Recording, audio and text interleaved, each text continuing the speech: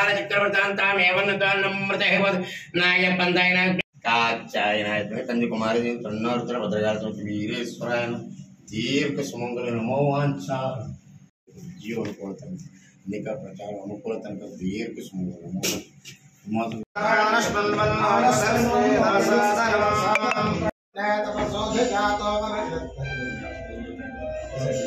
ओम ध्रुवं ते राजा वरुण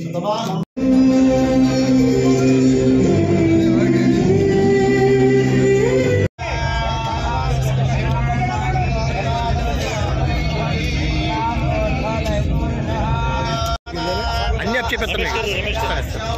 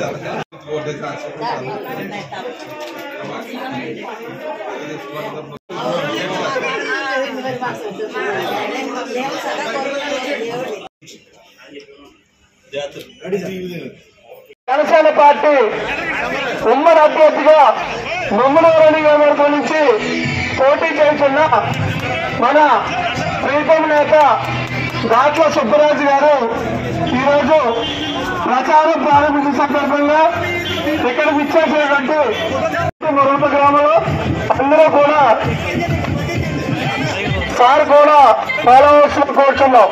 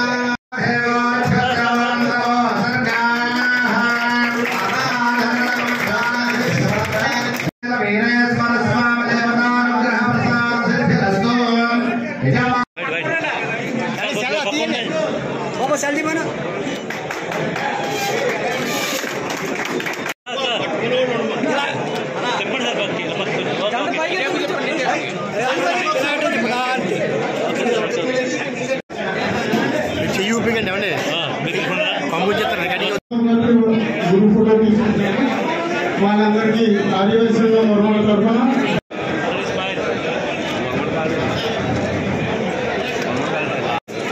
ఒకసారి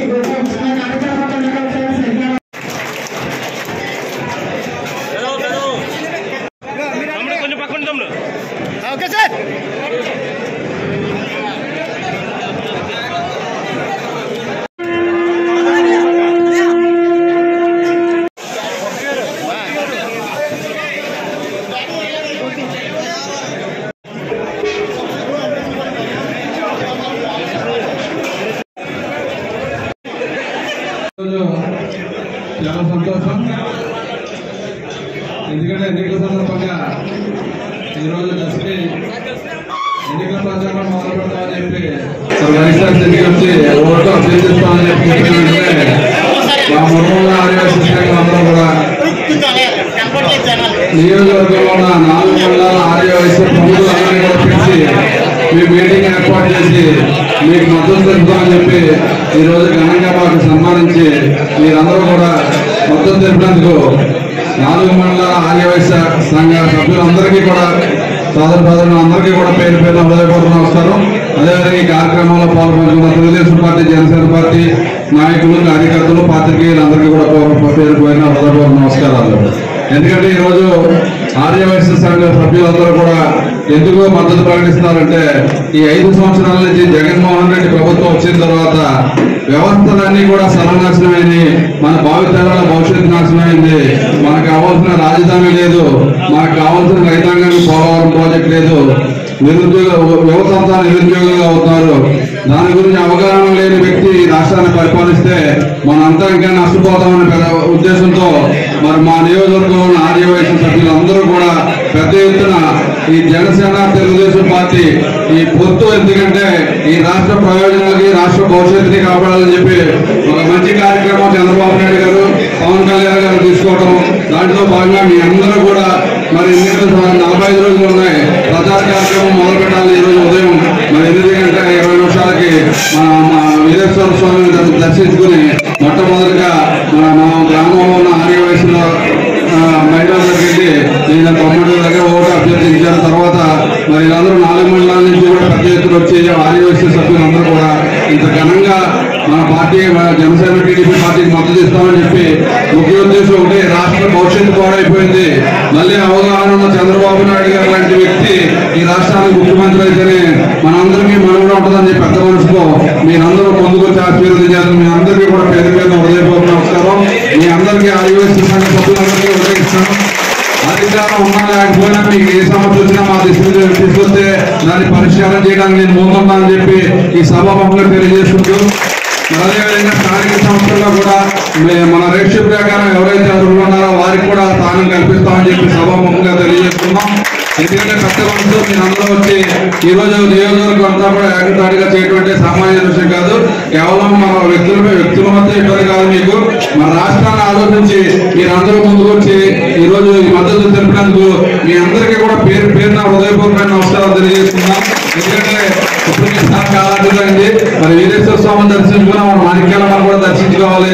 మరి నిన్న ఉదయమే నేను ఐదువెల్లి పెళ్లి సందర్భంగా ఐదువెల్లి గుడికి, మరి వెంకటేశ్వర స్వామి గుడి, వాడపల్లి వెంకటేశ్వర స్వామి గుడి దర్శనం చేసుకుని ఈ రోజు దర్శనం చెప్పి కార్యక్రమం స్టార్ట్ చేశాం. కాబట్టి మరి మీ అందరి సహకారం నాకు ఈ 45 రోజులు పూర్తిగా కావాలి. నాకు ఆ భగవంతుడు ఆయురారోగ్యాలు కల్పించాలి.